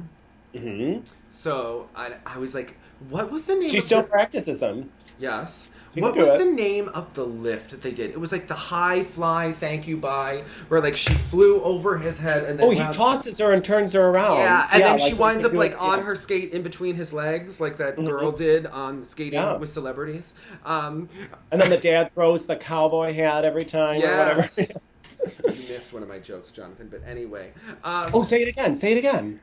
no, I said no. It's not funny if Okay. you have to explain the I'll joke. rewatch it. Jonathan. I'll rewatch it. Yeah, and then you Okay. Google. But anyway, It's at the what? It's at the 3 hour mark. I'll go to the yes. 3 hour mark. Okay. But I was Okay. thinking that Megan Duhamel should come out and do the Brasseur Eisler exhibition that I thought was all of the things when I was 8 years old, when Isabel had like the leather jacket with the fringe on and the Yeah. black tights with the white skates, and they're skating to Bryan Adams, and it's like Mhm. there'll never be another tonight, me and you. I mean, I think Megan could really just give She it. sell it. Yeah.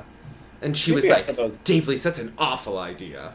Our exhibitions have to mean something. I'm like, oh, I'm Oh. sorry, I'm taking artistic advice You from could do both. You could do both. Yeah. Sorry, I'm taking artistic advice for you, Megan. Just so you know, Megan Duhamel, if you win, you get an encore. All right, Gordiev and Grinkoff got an encore in Lillehammer, so maybe you could get one too, and you could do the Pomchenko. All right?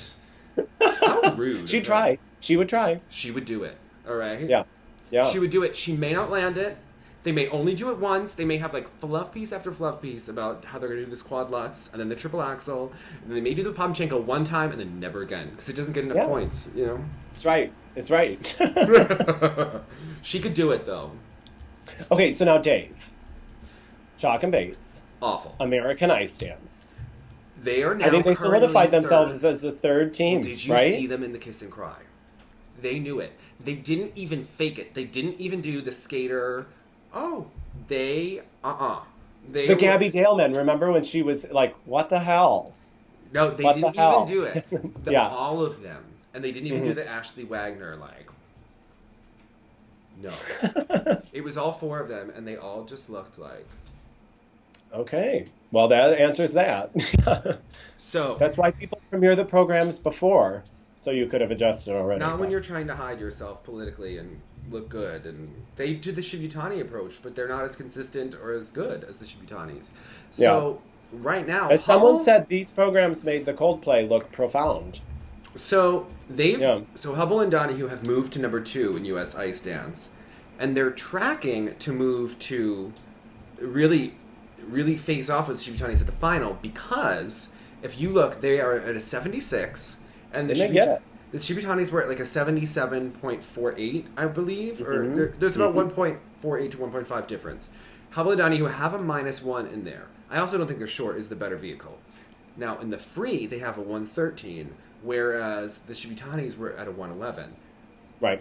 So, and it averages out when you add them together. They're ahead of the Shibutanis by a little bit after the first event. Even though you can't compare scores too much event to event, everyone does. But in they're- dance a little bit, you can more so. Yeah.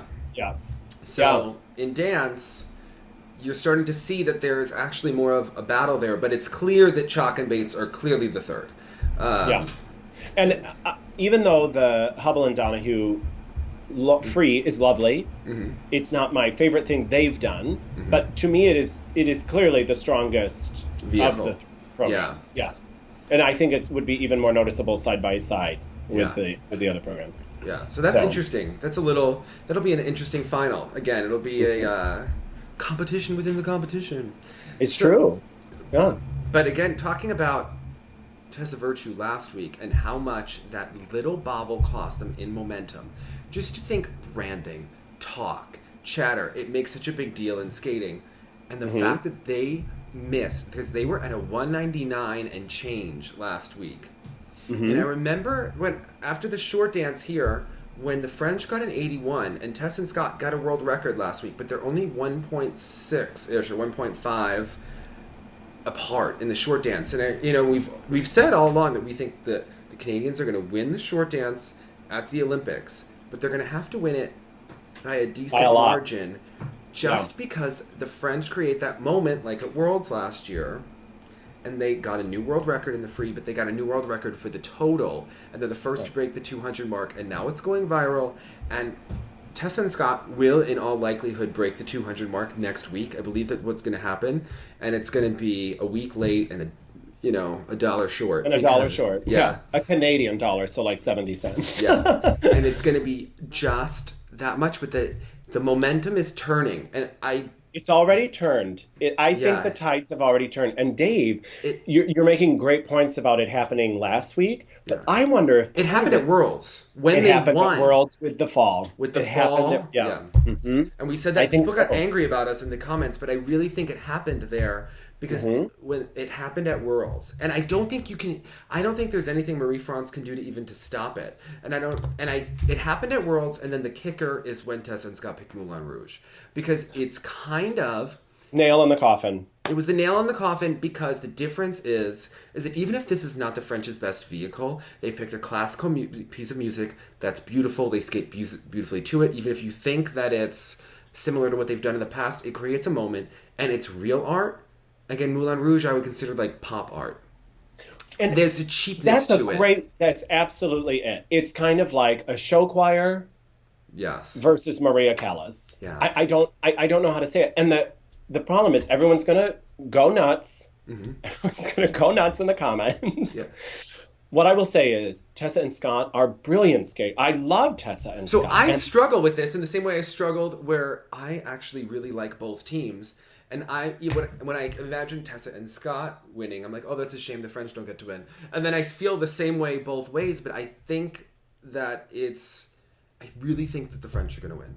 The groundwork is shifting and everything is falling into place for. And when I watch the short, as much as many people don't like the fact that what Marie-France did is she actually did what they do in Ballroom, where they add the Latin beat onto the popular songs. Thank you, Mark Hunready, for stealing that fact from me. Yeah.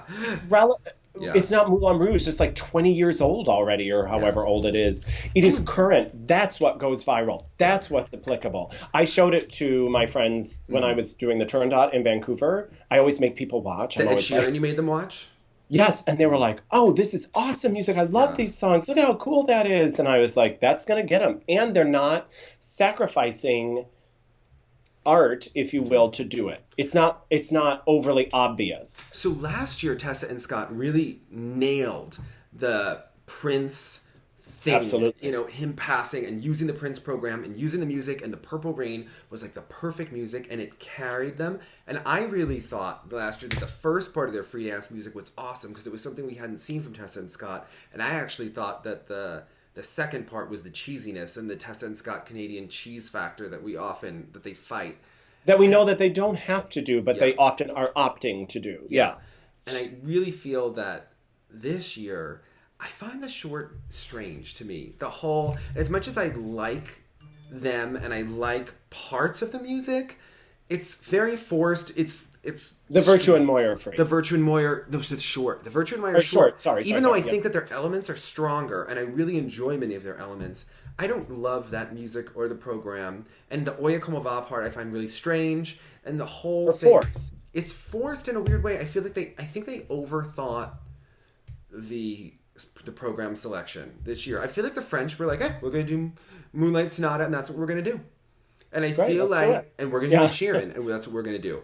And I feel like Tessa and Scott overthought this whole year and what they're going to do and the whole thing. And I don't know. It makes a lot of sense. Now, they will win that pattern. I mean, when you see Virtue and Moyer do that pattern, I am Plus just 10. Like, holy cow. And the French do not do that as well. No. That's fine.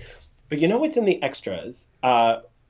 We have a friend in a group chat that keeps not liking the Cizeron short dance because he thinks it's too effeminate from him. I do not find that. I find it very ballroomy, and watch his hips. That's not effeminate. That is Latin ballroom hips. And when Scott does it, it's a bit more angular. So Scott doesn't have good Latin hips. If you go back to the program, the 2011 free dance, when she's in the gold dress and they're doing Hip Hip Chin Chin that Ashley Wagner does a derivative version of, Tessa is giving it at like 110, and if you just watch Tessa, it is the greatest program of all time when they do Hip Hip Chin Chin. If you watch Scott in the opening movements, he looks very, very forced, and it looks very awkward. It's just not a natural fit for him, and that's okay. He does a lot of amazing styles very well. Yeah. But this suits Guillaume. It's hippie. It's a little more sensual, and Scott's a little more... I think Gabby looks like $1 million in that green dress. I think it works for her. Love it. I love it. I think they're gonna win, and it's a shame that Tessa. And you could say that Tessa and Scott are gonna get the gold medal in the team, and that's another gold event. But because of our friend Patrick Chan, who suddenly isn't he may winning, not be a friend to his teammates. Yeah. Okay. It looks like the Russians may pull that out from them. So yeah. So that's we'll see. It'll be very interesting, but it always will. I think it's clear where the momentum is going. It's you can't stop it. It's weird. It's the Moonlight Sonata. I'm sorry. It is so next level. And the amount Dick of Button. growth. It's that music, Moonlight Sonata. It's wonderful music for skating. It's beautiful piano music. Hit it now. The beautiful music of Beethoven on the ice as we've seen it. We know Moonlight Sonata.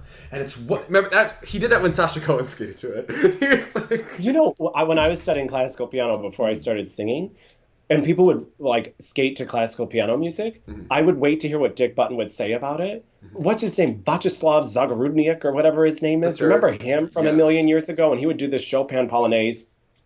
And I was watching it at Europeans in 1994. And Dick was like, every good piano student should be learning this piece. And I remember going to my piano teacher like the next day, irate. And I was like, Dick Button said I should be knowing this piece. And they're like, how do you know who Dick Button is? Also, do you like how in the old wide world of sports, like Dick was like, of course I can commentate ballet. Why didn't they just let him commentate gymnastics too? He would have done it. Like, I mean, yes. Exactly. Yeah. He would have, he'd be better than John Tesh. So it's funny as I'm going to release my interview with Dick Button later, but I'm going to do it written. Okay. And it's a good one. But, in the beginning, Dick was like, oh, I'm going to school you, boy. And then we wound up having a nice conversation. But he's wonderful, that Dick Button. He's a real trip. A gem. A gem. Yeah. Yeah. So here's the thing. They were at Finlandia, right? Mm-hmm. So when they did Moonlight Sonata at Finlandia, Lombardia, who cares? They did it one of the I know. I don't think, it was a grimier It was Espoo. I liked it. It was Espoo. Yeah. Okay. But so the changes they've already made are incredible. The ending is a little hokey, and I have a feeling they're going to adjust it. The opening movements get you right away. You're already in. And when it moves to the third movement, that bam, bam, and they're doing the spins, it is timed perfectly that with each climax of each phrase, it is absolutely matched with like the fury of the spin and a boom of a gesture. And I was just like, this is like mind-blowing, next level. It's just next level interpretation. And maybe Joe Blow doesn't even know, as a musician, I'm looking for different things than maybe someone who's a soccer player is looking for when they watch. You know what I mean? But it hits all of the marks. It's incredible. It's incredible, the attention to detail with the music for that. So I think Virtue and Moyer should get rid of Moulin Rouge. Yes. And I think that they should do Adios No Niño if they wanted to do a tango and give it and use the Lou Chen recording, not that awful David Wilson one that he gave Jamie Forsythe in Ice Dance and then reused with Una Kim for the Olympics in Sochi. It was the same edit, David Wilson. Yeah. It was awful both times, and I love you, but I hate that edit. It has none of the music that sings, and even if it's obvious. And I think that they should bring Sandra in. Because Sandra was, apparently Virtue and Moyer told Sandra that they were going to use Moulin Rouge, and she was like, in a very Sandra way, you're going to have to make me hear it differently. This time, basically saying, don't pick that music. Because Sandra is brilliant, and she's right. Yeah. So I asked her what her advice for Ashley Wagner would be. She said that Ashley should skip the rest of the Grand Prix, get 2 new pieces, get 2 new programs. She may. I have a feeling that's coming. She wants her to skate to Heart for this short program. Wait, let me look. And it was like Heart is from like the late 70s. She thinks that Ashley could really bring out the angst in this music. And the music is called Crazy on You. Crazy on You. You know that, so yes, you know it. That'd be good. Yeah. That'd be really good. Maybe she could even find like a remix of it that isn't John Lennon with an awful female giving peace a With a chance. local karaoke singer, whatever's happening. What's that? Like, I don't know. I don't know. Maybe we never know. Maybe. Is that Christopher Dean's fault? That's not Roheen's fault this year, right? Or is it Roheen's fault? Well, Christopher Dean, I think. And that's why I was like... I've never liked his stuff for other people as much unless he gets to work with them every day. When he coached the Duchesnays, I feel like he really masked the fact that Isabel was not as good of a skater as Paul, but she brought all of the crazy to the performance. But their output was incredible. Yes. I love that West Side Story and all that stuff. The West Side Story is the one you liked? VHS. Do you remember the Planets? Yes, I remember the Planets, but I remember them doing the program about Armenian genocide. That was what it really... Well, it's an important issue that needs to be discussed. Jeff Buttle did it too. So our friend Lewis just goes, I have an Italian passport now. I'm as Italian as Kristen Fraser is Azerbaijani. I ain't ever coming back. That's Lewis from FSU, everyone, if you want to know. Yeah, he could be one of the Reeds. Okay. Yeah. So, pairs. Speaking of Italians... You should have gone with Matteo Glorice for the crush and for fantasy this week. I know. I really should have. But Andrej was looking pretty sweet. He looks like a sweet guy. But the Fellini shit, they put it fifth. I know. But do you know what my program of the week, other than loving Sui and Han, as much as I love them, I liked their programs last year better, but I do like the Hallelujah very much. The Hallelujah was incredible. They can keep that. But their Turned On is amazing, but I don't like it as because it's the Shen and Zhao thing. I don't... Down to the costumes. So you're like, I feel like it's at a Shen and Zhao memorial party or something, and they're doing this as a tribute program. And they're both there in the stands. One's in the Kiss and Cry, and they aren't dead yet or anything. They have such a beautiful voice that is uniquely their own that they capture in the Hallelujah, and they captured in their programs last year. But it's not a fit. The best part of the Turn Dot actually isn't even Turn Dot music. That drum introduction, when they were doing just those first 5-10 seconds, I was like, now this is cool. And then it started, and I was like, it just seems We've seen this program. We've seen it. And I guess they're trying to do a tribute to the first Chinese pair to win gold with the next Chinese pair to win gold. Well, then do that in the exhibition. It's a noble thing. Yeah. Chinese pair, I mean, it's a great tradition. So honor that. How weird, though, is that their coach is probably calling Laurie Nickel, and he was like, I would like a tribute to ourselves. Thank you very much. You know that they don't pick their own... When I did this exact move in this exact costume, here's what I did. Like, what is... Yeah, that was strange for me. Especially with that... The Hallelujah, that was a hit for me. Yeah. I think that made me get feelings. I loved that Spanish short they did, though, 2 years ago. That, I just loved it. It was, like, giving me all of the Romanza feels. But... Yeah. Anyway, I think that Zhang needs to retire. Zhang, I am so sick of watching him skate and watching that camel spin. And it's very Max Aaron. It never improves. Yeah. I feel like we've seen him for 20-something years skate. We literally have. They were like, he won the Olympics when the Olympics were outside. That's what I was like to say. He won the Olympics when we gave him points for his partner is the one who dislocated her leg, put it back together, finished the free skate, and he... popped it back in. Yeah. Keep going. A novelty act, never the thing. But I have to tell you... And her poor jumps. I don't even know if you're a fan of this or not, but I'm going to tell you. I am obsessed with the Kirsten Moore-Towers Un Enfant program. It means an angel has passed, by the way. I asked her, what the hell does that mean? I don't speak Quebecois French, all right? She and Julie Marcotte, who I don't even know if you like her as a choreographer, but I do like her, some of her work very much. I really like the program, the Earth Song that she did with Camille and Drew last year, and they skated this year.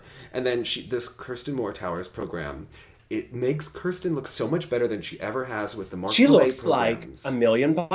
Okay, so it's all the eccentrics she's been doing. She's only lost a couple of pounds, but she elongated her body with the eccentrics in Montreal. And then all of this, they work with Julie either once a week or twice a week, depending on the week schedule. And they really have this kind of bond that a choreographer gets with someone. And it's all about when they... when they dance together. Jonathan, I really think steps. that we need to like walk down the street together the next time I see you and be like like Dave, if you and I walked on an ice rink and did that together holding hands, the USFS would send us to the Grand Prix. Yes. Okay. I was thinking we'd probably be a pretty good pair, you know. The height difference is about right. It would be better than Kane and Leduc, where they both think that they're the star, and they seem to really struggle with that. So I'll let you be the star, Dave. Don't worry about it. Well, have you noticed that, like, he has better extension than she does when they do the falling leaf and all of the flexibility and the spins. They were matching a little bit better on a couple of spiral moments here, but okay, let's get into this conversation, shall we? Mm-hmm. They should go to Disney on Ice, yes. I mean, he makes a lot. So he is what is called a bot boy in pair skating. Traditionally, the girl is wealthy and the man gets a nice salary or a car when he skates with someone. That is what happens in a la US cutting skating. edge. Or that happens in adult skating too. I know a lot of that happening in pairs for adult skating. So that is a real thing in US skating, and this is happening here. Allegedly. But yes, he's not paying coaching fees, by the way, to skate with her parents. Again, Jessica Callalang. We can send him to Florida. World class almost instantly. I know it, but that's all right. A team that never was, but always should have been. Here's the thing. So when single skaters, like Ashley, Valentina, although Megan did this too, and I don't see Ashley the problem. used to do pairs. She was part of some unmemorable pairs. Then she really became like full-time singles and then really became full-time pairs. Then it's intriguing to me to see the jumps go. So I'm curious about a couple of things. One, is it that you stop practicing the full repertoire of jumps, and so you just you're not better at the jumps at singles. You were at Boston Nationals, and remember she mopped up the ice when she tried those triples. Okay, it's not like the jumps have sudden. She could have landed a triple toe. The jumps are. I think competitive jumping is an issue for her. She'll probably do them in the rink. Yeah. And then you get under pressure, and that is the problem. So because also so is it that you're not keeping up the jumps as much as you did when you were in singles? Well, right? They have to learn Valentina had the twist. LUTs. Valentina has all these sorts of things, or your muscles must change also, right? Yes. Probably get upper up on top. You're probably changing. Do you have to relearn? You're also older. I'm just intrigued because you think that's gonna be the easy part. And Tim hit every loop. Every jump. You can only pull the Christy and Rudy singles trick like your first or second year, because eventually you start working and all that good training you did to do those 70 triple Lutzes a day go away. But you should be able to still whip it out. But that is not what's happening. So I don't know. The program though, it's rough, and I think you have to work on all the pair elements. But even the throws aren't happening. I don't know. U.S. Nationals, the pair nationals, Tara and Danny, with her, she on one leg may land more jumps. And Danny is so good. I think Danny has much potential, but it'll never leave her. And he used to skate with Jessica Callalang, and he may in the future. Who knows? So... Oh, I need to go back and watch that. I didn't know that. I know. And so I think maybe the next 4 years, we could put Alexa with either Tim LeDuc or Danny, and then we could put Jessica Callalang. We'll just mix and match them, and like the Chinese pairs, we could have them reform new partnerships. Yeah. But that's the thing. These people are married. These people are a couple. These people are. Who cares? How many pair relationships end in divorce? All of those ones when you watch Magic Memories on Ice, and they're telling you Irina Rodnina then married Zaitsev, and then you look divorced. Had a new partner. And then she married. Jamie Saleh and David Peltier, divorced. Klimova and Ponomarenko live on opposite sides of the country. Are different things like that. Katya and Ilya, she's now... I mean, come on. These are skating marriages. They never last. Don't feel too bad about splitting these kids up when they're just boyfriend and girlfriend, all right? Okay. Gold trumps anything, all right? Now, having said this, do we think Kristen Mortowers, I think she's solidified her spot. I think she has. I feel bad because I like Julie and Charlie. Oh, you're pulling them. You're not pulling... I like them. How about the team that's never landed a side-by-side jump? Except for one time. Well, they're for sure in, so... That's in, all right?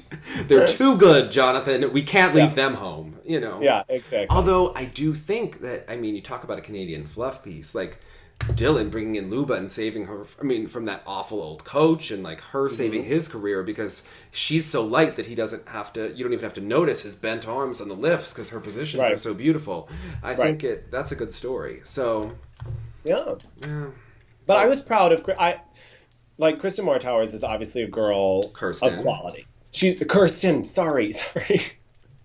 Yeah, you did. KMT is a person of quality. Yes. Like, I like her. When you've talked with her and done interviews with her, like, I kind of get her. And I identified with her struggle. She was like, I kind of had a good thing going, and I kind of took a gamble, and now it kind of sucks, and I lost confidence, and it's really hard to get it back. And I was like, you're being so real, and I kind of am rooting for you. I'm not a huge fan of the partner, but so to see her kind of do well, it's kind of good for my soul. He's quite good at the partnering skills, though. Like, he's very good at the throws and the twists and the... He doesn't excel in the selling it and the overall skating and the postures part, but he is quite good in the being a good stem and lifting her thing. You know, like that is his strength. Like, and he treats her nicely, and she's very happy. So, and she makes up for it. It was nice to see a confidence that, although in some fluff pieces they claim they've found, they hadn't. But here I was like, okay. It's all about the un encore. And then she skates to the Sweet Dreams and that, like, deep red, and... I was digging that version. It was, like, kind of funky, and I was like, I'm rooting for you. I hope you guys do great. Yeah. She's not Madison chalking it. Okay. That... Think about it. Igor really, it seems like he's ready to go into retirement right now. He seems like he is bored and losing pull with the judges, and... Yeah.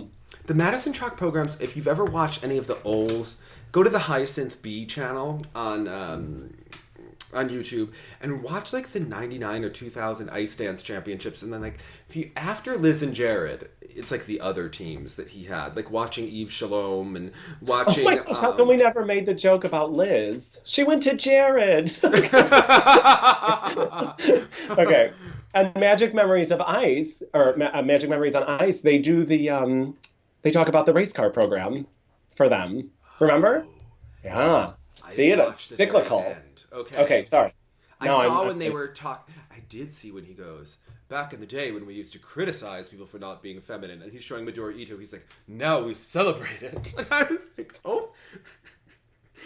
Dickman wouldn't be allowed on TV now. Like, he got away with all of this. Yeah. Like, you'd be, He was incredible. Incredible. Yeah. We need to, all the things. He just... Yeah. He would have hated Cup of China, but he would have talked about Cizeron for enough.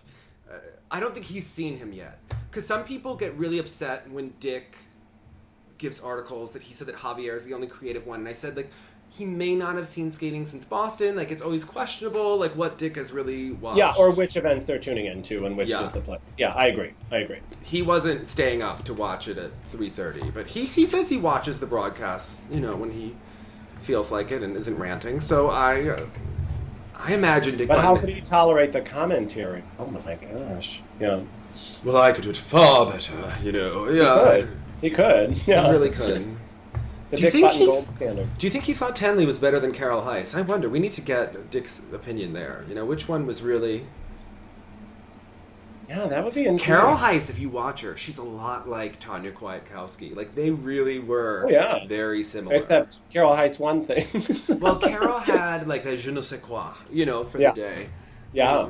She was very... But it was always so funny to me to see Carol Heiss, because she had that pulled back hair, the beautiful bond, the great, like, blazer in the 90s. And Christine Brennan is always like, she's the best dressed woman at Nationals. And I'm like, Christine... In a dated way. Like, in the 90s, she kind of did look really put together compared to, like, Kathy Casey's, like, puffy paint sweatshirts or whatever. And then all of a sudden, she'd open her mouth, and she sounds like B. Arthur with strep throat or something, and she'd be like, you did great. And I was like... Well, Tenley is still very Tenley. So I had Michael Shanley go up to her, and I'm like, say you're her biggest fan ever. And, like, Michael Shanley looks like a piano teacher, so he could, like, it was totally... You could buy it. Okay. Yeah. And she was like, oh... Are you a skater? I'm like, so yes. Yes. Like, like, like, when you know the right answers to give for people. Right, right. Mm-hmm. You guys are the size, though, you can say that. I can't say that. So we ran into another skater coach leaving, and she was, like, talking about how she coached David Santee and how, he held back when he was skating to the Rocky program, and he was too slow, and that's why Scott Hamilton won. And I was like... robbed, Yeah, exactly. Have you seen the Rocky program? I mean, Jonathan, that is...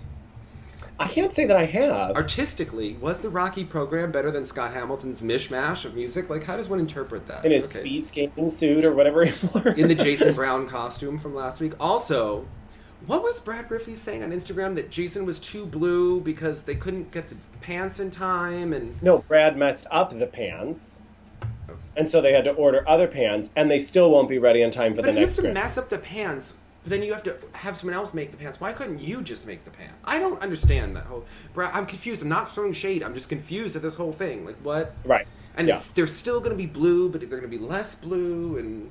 More And sparkle. why does Jason always have pants situations? Remember he had, like, the tan pants that were really hideous? He has costume Too costumey. Too costumey. Yeah. It's rough. Hélas. What What's are you going going on to in do? the opera? I know. What are we going to do, Jonathan? Until next Yeah. week, you know? Is it Jimena or Eczema? Eczema? Yeah. I don't know. Like, what's... Please tell us. Yeah. Please tell us. And if anyone watches Eurosport in Europe and streams it live, tell me how in Germany how I can get the German commentators off and the British guys on. Right? Because like the German ones are very aggressive. And Who's it's speaking? upsetting. Why isn't it Katarina Witt? What, does she just show up for the It Olympics? used to be. Katarina Witt did it for the Olympics, like in Sochi and things like that, and she had things to say about that result. But but these were two gentlemen. I Whose should result look in at. Sochi was she mad about? Oh, she was a Sasha Cohen fan for sure. I know that. Yeah. Yeah, well, and she thought Yuna and Carolina were better than. Oh, Yuna. Sochi. Yes, She was outraged. like yeah, Button. It's been right. too many Olympics. I'm conflating results. That's not a thing. Too many Olympics. Yeah. All right. Well, I digress. But what did you think about Tyler Cranston? What do you think the plot of Strawberry Ice is? What was Peggy Fleming's character? And were Sandra? Just what's happening? What's happening? Did Sarah and Sandra like somehow learn something from this experience and use it to their advantage? What was happening there? Yeah. Who is the black singer? Chita Rivera is also in there at some point. Oh, I need to really go back. This was like a culmination. It was like the epitome of the 70s. Is there a better film. version? Yeah. Because I couldn't tell if the singer was a drag queen at first or not, and like it's that kind I'm of. just going to buy it on iTunes. Come on, let's do it. And you can't even find Johnny Weir's season 1. You can't find that on iTunes anymore. I don't know what happened there. You can't watch that. It's not even like on. Because Michael Shanley met Tara Maudlin, and he thinks that she is the greatest thing to happen to figure skating. So. Oh no, he is all about Tara Maudlin and her heels. Okay. And it was ice theater, so there were many men in heels. And he thinks that we should go visit Plushenko and become ice angels and send many of our men there. So, yeah. Great. Yeah. And does Plushenko still perform Sex Bomb? Because he didn't do it at Ice Theater, and I was disappointed. So, But you said you were kind of getting it. You were kind of like... Look, into skating the has energy. really fallen to where when you see someone that has that pizzazz, you really dig it. Ice theater's weird for me. I support ice theater. I support the arts. I wish they had more performances and performance time to really like nail the repertoire, because I think that it's interesting. But I also don't understand why like a girl has to perform with wings to sonar sounds. Like that to me is a little. That's where I struggle with the ice Avant-garde for avant-garde's sake. Yeah. for 5 minutes, Jonathan, it's cold in Chelsea Piers, okay? It is really cold. Although, so all of the Russians came to watch Plushenko. And I went to put the male-on-male duet, the pas de deux, with two men. But they picked Adele to the way when we were young, and YouTube blocks it completely. So you can't put it. So annoying. And it was like a nice moment. But apparently the Russians weren't really digging that whole thing. That's not so much their scene. Hashtag. Some of them were like not into it. Some people were. Now some of the Russians were very into it. And some of the audience, but it was like a mixed response. A mixed response and a little bit Soviet back in the audience. There were flags going for Plushenko. It's too bad because something like that probably would have gone viral. Yes. It's such a shame, isn't it? Our numbers could have gone viral, I know. Could you pick a different song, Joel? All right? Something in public domain. Something in like a nice Stephen Foster ditty. Beautiful Dreamer or something. Okay. All right, but anyway, when Plushenko like mimes, because he turns to the audience and he's like, and there's like a little hip thrust and like, the movements are coming when he like throws his body and twists the hips into the, like when it's coming and the guy he is was almost exclusively X Factor. Yes, exclusively X Factor. And it's intoxicating, this kind of energy. And do you Doesn't know matter who that I he's just saw? standing still. It's Yeah. his agent Ari, who is the real star of skating. If Okay. you watch, if you are watching ESPN3 on Christmas, while other of us are like opening gifts, I'm watching Russian nationals always, Yep. and he's always like giving the factoids about like all of Morozov's marriages and like all of like the really interesting things. Okay. It doesn't sound like Adelina's coming back. She's in many productions. She was in one with Peter Chernychev, and she was in one with. She's going to be in another one, and Okay. it was interesting. But yeah, it looks like he's going to be doing nationals again, so we can be excited about Look forward to that. Yeah. Okay. Great. That's one of my favorite commentators is Ari. I think he should commentate many events. So Absolutely. him Yeah. and Mark Hanready, they could do it together. So Yeah, they were doing great this week. Well, Mark was doing great this week. yeah. All right. So what is the plot of Strawberry Ice? What was your favorite moment of the week? Hold an edge and look sexy. Bye, guys.